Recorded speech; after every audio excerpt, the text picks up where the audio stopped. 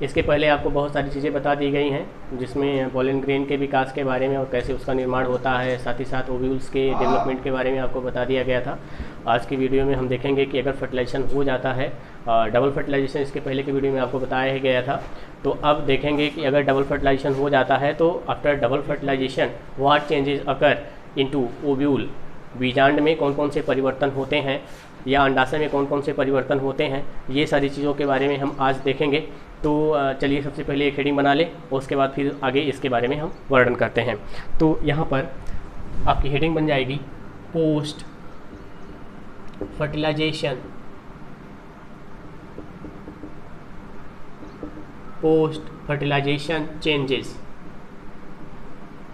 Post fertilisation changes अर्थात निषेचन के पश्चात होने वाले परिवर्तन। यहाँ पर लिख दें निषेचन के पश्चात होने वाले परिवर्तन।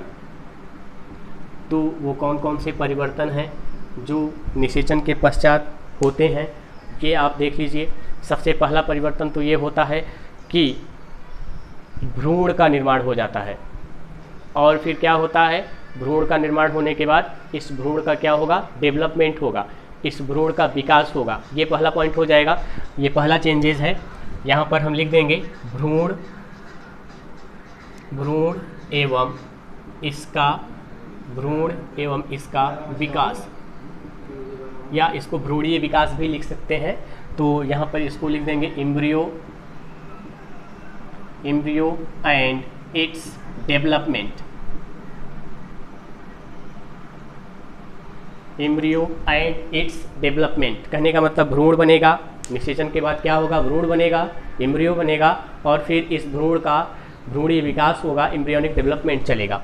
उसके बाद दूसरा क्या चीज़ होता है, और क्या चीज़ होगा निषेचन के पश्चात जो और परिवर्तन होंगे वो क्या होंगे, और ये परिवर्तन कहाँ हो रहे हैं, अंडाशय में हो रहे हैं, ओव्यूल में हो रहे हैं, मतलब बीजांड में हो रहे हैं, इसमें ये परिवर्तन हो रहे हैं। तो भ्रूण और इसका विकास हो गया। दूसरा हो गया एंडोस्पर्म, कहने का मतलब भ्रूणपोष का विकास, भ्रूणपोष का विकास होगा। डेवलपमेंट ऑफ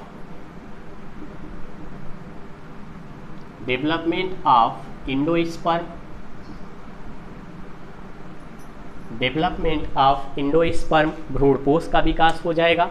अब भ्रूणपोष के विकास के बाद अगर देखेंगे तो और क्या बनेगा, एक चीज़ और बनेगा, बीज बनेगा, और साथ ही साथ फल का निर्माण होगा। तो इसको भी हम तीसरे पॉइंट में लिख लेते हैं, बीज एवं फल का निर्माण, बीज एवं फल का निर्माण, formation of seed and fruit. तो ये सारे चेंजेस हैं, ये सारे परिवर्तन हैं जो कि निषेचन के पश्चात होंगे।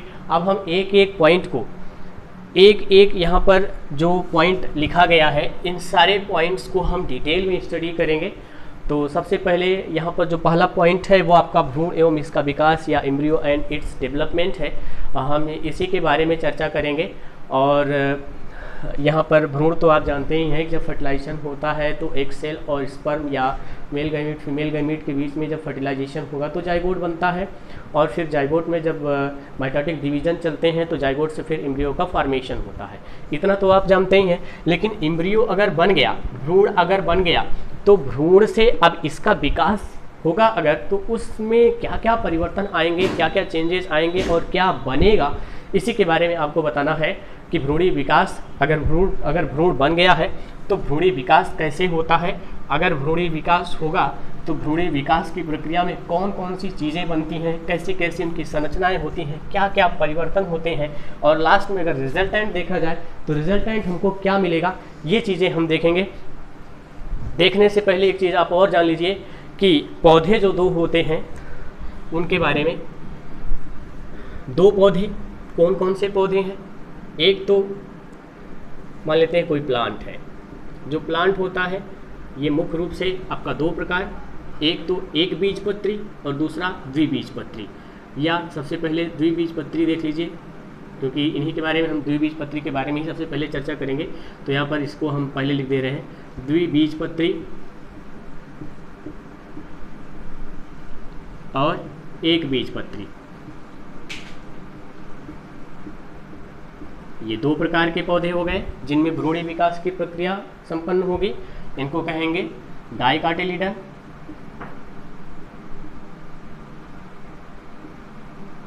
डाइकाटिलिडन, और इसको कहेंगे मोनोकाटिलिडन।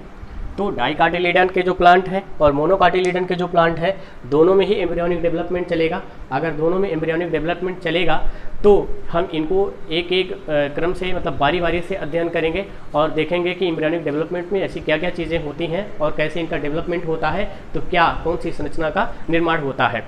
तो चलिए शुरुआत करते हैं। द्विबीजपत्री पौधे में भ्रूणी विकास। नेक्स्ट हेडिंग आपकी बनेगी द्विबीजपत्री पौधे में भ्रूणी विकास।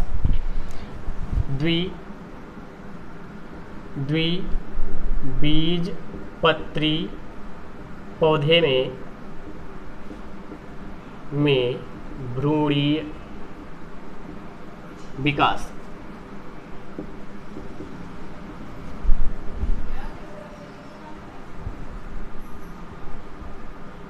एम्ब्रियोनिक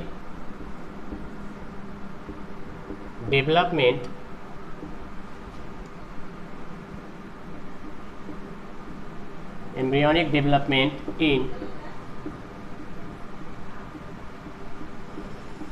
इन डाइकाटिलिडन्स, मतलब द्विबीजपत्री पौधे में भ्रूणी विकास। अब इस प्रक्रिया में होगा क्या? सबसे पहले तो आपने ये जाना है कि जैसे ही फर्टिलाइजेशन होता है वैसे जाइगोट बनता है। अगर जाइगोट बनेगा तो फिर जाइगोट से फिर क्या बनेगा? एम्ब्रियो का फॉर्मेशन होगा। कैसे? जाइगोट सिंगल है, यूनिसेलुलर है, और इसमें क्या होगा? माइटोटिक डिवीजन चलेगा, तो बहुत सारे सेल्स का एक ग्रुप बन जाएगा। बहुत सारे सेल्स का जब ग्रुप बनेगा तो यही एम्ब्रियो होगा। तो यहाँ पर अब जरा देख लेते हैं, अगर एक जाइगोट है, ये जाइगोट है मान लेते हैं, एक सेल है जिसको हम यहाँ पर जाइगोट कहेंगे, और डिवीजन होने से पहले क्या करता है? ये अपनी साइज़ में बढ़ता है, ये अपनी साइज़ में बड़ा होता है। जब अपनी साइज़ मान लेते हैं ये बड़ा हो गया है, अब अगर ये बड़ा हो गया है तो इसमें क्या चलेगा? इसमें डिवीज़न चलेगा, सेल डिवीज़न चलेगा। जब सेल डिवीज़न चलेगा तो पहला वो सेल डिवीज़न कैसा चलता है? ट्रांसवर्स डिवीज़न होता है। मतलब इसको हम क्या कह सकते हैं? अनुप्रस्थ विभाजन कह सकते हैं। जब इसमें अनुप्रस्थ विभाजन या ट्रांसवर्स डिवीज़न चलेगा तो बनेगा क्या? यहाँ पर दो सेल बन जाएंगे। अब जब दो सेल बन जाएंगे तो आप देखिए वो दो सेल कैसे अरेंज्ड होंगे। यहाँ पर ये पहला सेल हो गया और ये दूसरा सेल हो गया। ये दो सेल हैं जो व्यवस्थित हैं। यहाँ पर सबसे ऊपर की तरफ ये वाला भाग जो होता है ये बीजांड द्वार की तरफ होगा, कार्टिलिडन की तरफ होता है, और जो नीचे वाला भाग होता है, जो नीचे वाली सेल है, ये किस तरफ होगी? ये सेल होती है चैलजा की तरफ या निभाग की तरफ। चैलजा को हिंदी में क्या कहते हैं? निभाग कहते हैं। तो ये आपकी क्या थी? जाइगोट। ये आपका युग्मनज था। उसके बाद ट्रांसवर्स डिवीज़न हुआ। जब ट्रांसवर्स डिवीज़न हुआ तो फिर दो सेल वाले स्ट्रक्चर बने, जिसमें ऊपर की तरफ का जो सेल है इसको सस्पेंसर सेल कहेंगे, सस्पेंसर सेल, और नीचे वाले भाग को क्या कहेंगे? यहाँ पर इसको हम एम्ब्रियोनल सेल, एम्ब्रियोनल सेल। अब यहाँ पर देखिए इसका एक नाम और है, उसके नाम को हम यहाँ पर यहीं पर बता दे रहे हैं आर करके। सस्पेंसर सेल को यहाँ पर बेसल सेल के नाम से भी जाना जाता है, बेसल सेल, या इसको आधार कोशिका कहेंगे हिंदी में। और यहाँ पर एम्ब्रियोनल सेल को दूसरे नाम से जानते हैं, टर्मिनल सेल भी कहते हैं, टर्मिनल सेल। तो एक बार इनके नाम हिंदी में देख लेते हैं। ये है युग्मनज, युग्मनज, और ये क्या है? निलंबक कोशिका, निलंबक कोशिका। अब निलंबक कोशिका के बाद ये, इसको अगर दूसरा नाम है तो इसको क्या कहेंगे? आधार कोशिका, आधार कोशिका।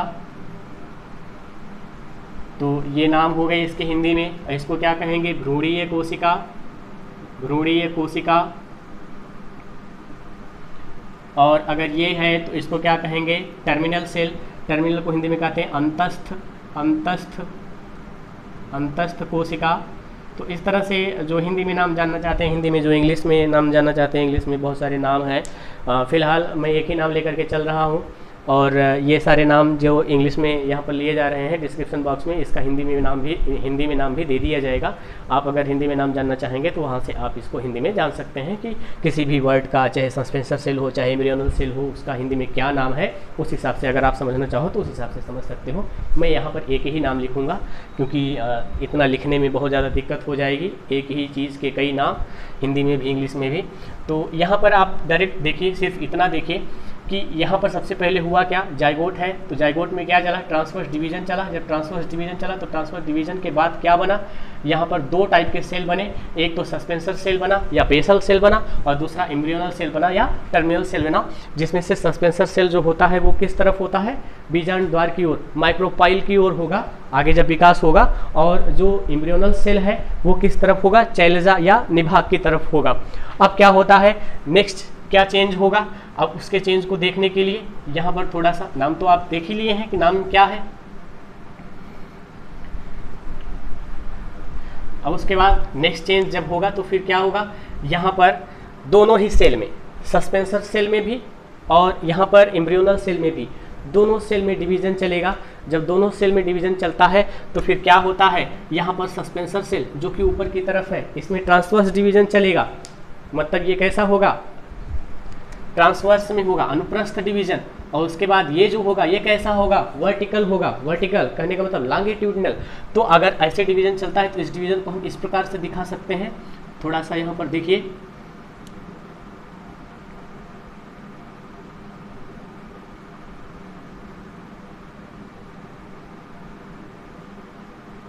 ये देखिए नीचे का सेल, यह देखिए ऐसे ये वर्टिकल डिवीजन चला, जिसके कारण से ये लेटरल साइड में दो सेल बने, और यहाँ पर जो ये है पूरा, इसको यहाँ तक मान लीजिए सस्पेंसर सेल था, तो यहाँ पर सस्पेंसर सेल होने के कारण से यहाँ पर दो सेल ऐसे बन गए हैं। यहाँ पर ये बीच में देखिए ट्रांसवर्स एक मेम्ब्रेन बनी है, ट्रांसवर्स मतलब कहने का मतलब एक अनुप्रस्थ भित्ति बन गई है, जिसके कारण से दो सेल का फॉर्मेशन यहाँ पर हो गया है। तो यहाँ पर सस्पेंसर सेल और अगर एम्ब्रियोनल सेल दोनों को मिला करके हम देख लें तो यहाँ पर कितनी कोशिकाएँ हैं, 4 कोशिकाएँ हैं। तो 4 कोशिका वाला क्या बन जाता है, एक 4 कोशिका वाला एक प्रो एम्ब्रियो का फॉर्मेशन होता है। कहने का मतलब इसको हम क्या कहेंगे, प्रो एम्ब्रियो।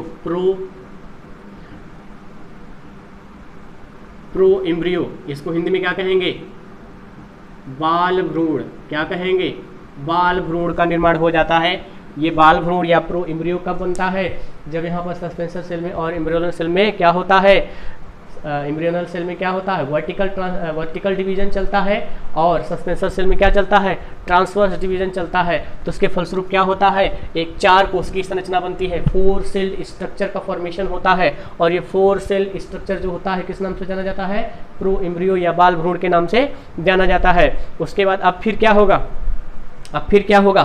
आप देख लीजिए फिर जो होता है उसके बारे में। नेक्स्ट चेंज क्या होगा, नेक्स्ट चेंज ये होगा कि यहाँ पर जो सस्पेंसर सेल है, ये सस्पेंसर सेल बार बार डिवीजन करेगा, और बार बार डिवीजन करके फिर क्या बनाएगा, एक थ्रेड लाइक स्ट्रक्चर, एक तंतुवत संरचना का निर्माण करेगा। और थ्रेड लाइक स्ट्रक्चर अगर बनाएगा, और तो इसमें कितनी कोशिकाएं होती हैं, 6 से लेकर के 10 तक की कोशिकाएं हो सकती हैं। तो इसको हम थोड़ा सा कुछ इस तरह से दिखा दें। ये देखिए, मान लेते हैं इसमें 6 से लेकर के 10 तक की कोशिकाएं हैं, और यहाँ पर नीचे की तरफ ये जो एम्ब्रियोनल सेल में अभी घटना घटित होगी उसमें होगा। तो इस तरह से ये ऊपर की तरफ यहाँ से लेकर के यहाँ तक जो है ये सस्पेंसर सेल है, जो डिवाइड करके एक थ्रेड लाइक स्ट्रक्चर का फॉर्मेशन किया है। और नीचे की तरफ ये जो बना हुआ है ये एम्ब्रियोनल सेल में डिवीजन हुआ। तो एम्ब्रियोनल सेल में जब डिवीजन होगा तो ये क्या बनेगा, 2 सेल है, तो 2 सेल से कितने सेल बन जाएंगे, 4 सेल बन जाएंगे। इस तरह से एम्ब्रियोनल सेल में 4 सेल का फॉर्मेशन हो गया। इसको हम कुछ इस तरह से दिखा दें, क्योंकि इसमें 4 सेल ऐसे बन गए हैं। और यहाँ पर आप देखिए ये सस्पेंसर सेल है जिसमें ट्रांसवर्स डिवीजन चला है, और ट्रांसवर्स डिवीजन के फलस्वरूप यहाँ पर एक लंबी सी थ्रेड लाइक स्ट्रक्चर बन गई है। इसमें सबसे ऊपर की तरफ की संरचना को क्या कहते हैं, हास्टोरियल सेल। क्या कहते हैं, हास्टोरियल सेल। या इसको और दूसरे नाम से भी जानते हैं वेसिकुलर सेल, या हिंदी में कहेंगे पुटिका कोशिका। तो चाहे हास्टोरियल सेल कह दीजिए, चाहे वेसिकुलर सेल कह दीजिए, चाहे पुटिका कोशिका कह दीजिए, आपकी मर्जी, आप चाहे जिस नाम से जानते हैं। और इस पूरी संरचना को हम किस नाम से जानेंगे? सस्पेंसर। इसको हिंदी में क्या कहेंगे? निलंबक। सस्पेंसर का फॉर्मेशन हो जाता है। और यहाँ पर सबसे नीचे की तरफ तो आप जो सस्पेंसर है, सस्पेंसर की सबसे नीचे वाली कोशिका जो होती है, नीचे वाली कोशिका आप देख ही रहे हैं यहाँ पर है, ये नीचे वाली कोशिका जो होती है इसको कहते हैं हाइपोफाइसिस। क्या कहते हैं? हाइपोफाइसिस का नाम देते हैं। तो इस तरह से ये सस्पेंसर सेल में तीन चीज़ें आपको दिखाई दे रही हैं। एक तो हास्टोरियल सेल दिखाई दे रहा है जो ऊपर की तरफ का फूला हुआ भाग है। ये फूला हुआ भाग क्या करता है? एक चूसक अंग की तरह काम करता है। एम्ब्रियोनिक डेवलपमेंट के समय में एम्ब्रियो को पोषण प्रदान करने के लिए ये हास्टोरियम क्या करता है? न्यूट्रिएंट मटेरियल की जो न्यूट्रिएंट मटेरियल को एब्जॉर्ब करता है, और एब्जॉर्ब करने के बाद फिर क्या होता है? एब्जॉर्ब करके ये एम्ब्रियो को देता है, एम्ब्रियो में एम्ब्रियोनिक डेवलपमेंट को ठीक ढंग से चलने के लिए। और सस्पेंसर आप देख रहे हैं पूरे थ्रेड लाइक स्ट्रक्चर को कहते हैं, और नीचे वाले सेल को क्या बोलते हैं? हाइपोफाइसिस कहते हैं। तो इस तरह से ये संरचना बनी। और फिर जब ये संरचना बनी तो आगे नेक्स्ट डेवलपमेंट में क्या होगा? नेक्स्ट डेवलपमेंट में चलिए इस नेक्स्ट डेवलपमेंट को हम यहीं पर दिखा देते हैं।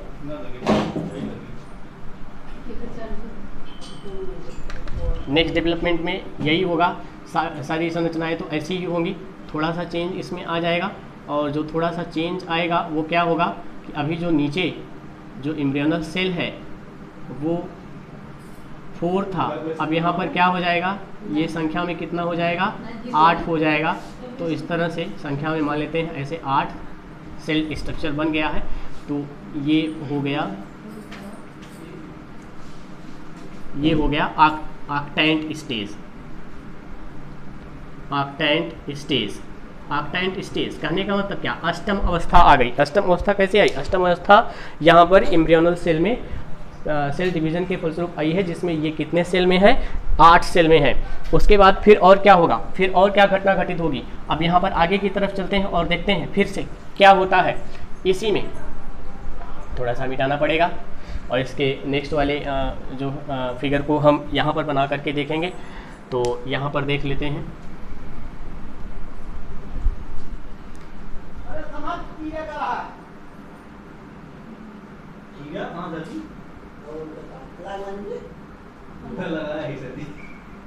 आप देखिए नेक्स्ट स्टेज में क्या हो रहा है? फिर से सेल डिवीजन चलेगा, और फिर से जब सेल डिवीजन चलेगा तो जो संरचना हम बना रहे हैं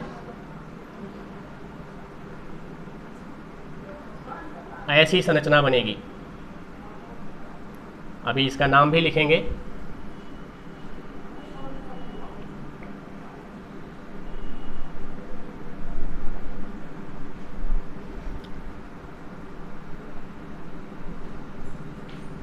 ये नाम तो आप जानते हैं, इसको क्या कहते हैं? हास्टोरियल सेल। हास्टोरियल सेल। यहाँ पर ये क्या है? सस्पेंसर है। यहाँ पर ये क्या है? हाइपोफाइसिस है। और हाइपोफाइसिस के बाद फिर अभी देखिए यहाँ पर क्या हुआ था? यहाँ पर जो अष्टम अवस्था की 8 कोशिकाएं हैं, इसमें क्या हुआ? इसमें डिवीजन चला। जब इसमें डिवीजन चला तो उस डिवीजन का क्या नाम है? जो डिवीजन चला वो डिवीजन का नाम है पेरिक्लाइनल डिवीजन। ये डिवीजन चला। जब पेरिक्लाइनल डिवीजन चला तो इस डिवीजन के फलस्वरूप यहाँ पर हुआ क्या? सबसे बाहर की तरफ एपिडर्मल कोशिकाओं का एक स्तर बन गया। एपिडर्मिस की जो कोशिकाएं होती हैं उसका एक स्तर यहाँ पर बन जाता है। तो कहने का मतलब हम यहाँ पर लिख सकते हैं एपिडर्मल सेल, लेकिन अभी नहीं लिखेंगे क्योंकि अभी इसमें और चेंजेस होंगे। फिर से जब एपिडर्मल कोशिकाओं में फिर से जब डिवीजन चलता है तो उसको नाम देते हैं एंटीक्लाइनल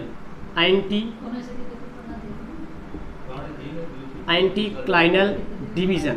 जब एंटीक्लाइनल डिवीजन चलता है तो एंटीक्लाइनल डिवीजन के फलस्वरूप यहाँ पर ये कोशिकाएं विभाजित होकर के क्या बनाती हैं? बाहर की तरफ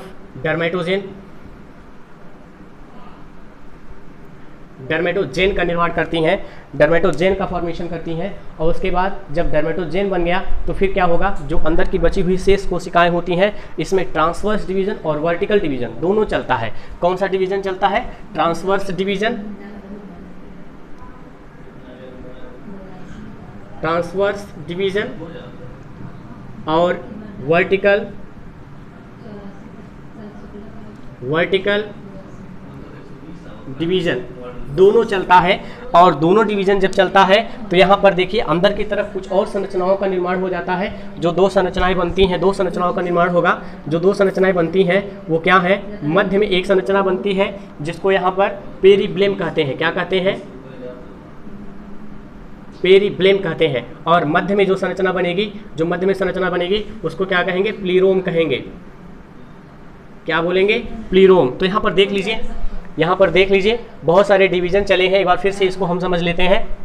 सबसे पहले यहाँ पर होगा क्या?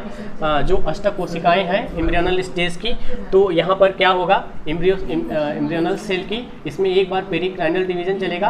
पेरिक्लाइनल डिवीजन, इसको हिंदी में कहते हैं परिणत विभाजन। तो इस विभाजन के फलस्वरूप यहाँ पर सबसे बाहर की तरफ एक कोशिकाओं का स्तर बन जाएगा। एपिडर्मिस की कोशिकाएं हैं या एपिडर्मल कोशिकाओं का एक बाह्य त्वची कोशिकाओं का एक स्तर बन जाएगा। उसके बाद फिर क्या होगा? उन्हीं में एक एंटीक्लाइनल डिवीजन चलेगा। जब एंटीक्लाइनल डिवीजन चलता है तो इस डिवीजन के फलस्वरूप यहाँ पर होता क्या है? सबसे बाहर की तरफ डर्मेटोजेन का स्तर बन जाता है। और ये डर्मेटोजेन का स्तर जो बन गया है, अंदर की तरफ जो कोशिकाएं बची हुई हैं, क्योंकि डिवीजन चल रहा था, ये डिवीजन और ये डिवीजन, दोनों डिवीजन के फलस्वरूप बहुत सारी कोशिकाएं बनी हैं। केवल डर्मेटोजेन ही नहीं बना है, डर्मेटोजेन का स्तर तो बाहर की तरफ है और मध्य में जो कोशिकाएं उसमें फिर से डिवीजन चलता है। दो प्रकार का डिवीजन होगा, एक तो ट्रांसवर्स डिवीजन, दूसरा वर्टिकल डिवीजन। इन दोनों डिवीजन के फलस्वरूप यहाँ पर मध्य में कुछ और संरचनाएं बनती हैं।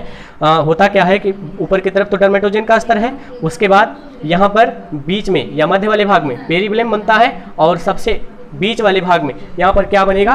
एक चीज़ और बन जाता है, उसको क्या कहते हैं? प्लीरोम कहते हैं। आप यहाँ पर थोड़ा सा इसके बारे में देख लेते हैं कि जो पेरिब्लेम है और जो प्लीरोम है वो क्या चीज़ है। यही पेरिब्लेम बाद में क्या बना देगा? बाद में कार्टेक्स का फॉर्मेशन करेगा। कार्टेक्स या इसको हिंदी में क्या कहते हैं? वल्कुट। और ये प्लीरोम जो है, ये प्लीरोम बाद में क्या बनाएगा? स्टील बनाएगा। इसको रंभ हिंदी में कहते हैं। क्या करता है? वैस्कुलर बंडल की तरह काम करेगा। तो इस तरह से ये क्या बनता है? पेरिब्लेम से कार्टेक्स बनेगा या वल्कुट बनेगा और प्लीरोम से क्या बनेगा? स्टील बनेगा। स्टील या रंभ का निर्माण हो जाता है, जो ये संरचनाएं करेंगी अभी।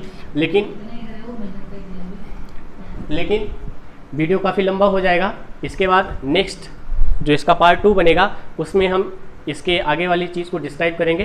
तब तक के लिए इतना आप देख लीजिए और इसका जो अभी हम डिस्क्राइब किए हैं इसका नोट बना करके रखिएगा। नेक्स्ट वीडियो में मिलते हैं इसके आगे वाले पार्ट को लेकर के। Thanks for watching video.